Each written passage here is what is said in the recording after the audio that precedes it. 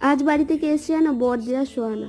তোমাদের একটা ফ্যামিলি ফিস্টের কথা বলেছিলাম না, সেই ফিস্টটাই কাল হবে, সেই জন্য বড়দি আজকে চলে এসছে। ওর বাড়িটা একটু দূরে তো, তাই আমাদের জন্য আবার কি এনেছে দেখো। সুহানা মামার বাড়ি এলে ওর একটাই আবদার যে মাসি ম্যাগি করে খাওয়াতেই হবে।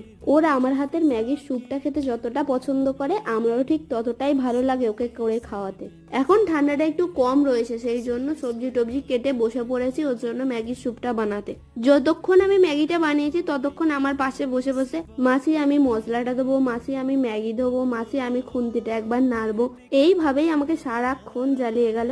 কিন্তু বিশ্বাস করো, এর এই জ্বালানোটাই সব থেকে বেশি ভালো লাগে। যখন বাড়ি চলে যায় এই জ্বালানোটাই সব থেকে বেশি মিস করি। আমি ম্যাগিটা করছি, দেখি পাশে বসে বসে ডিম ভাজাগুলো সব খেয়ে নিচ্ছে।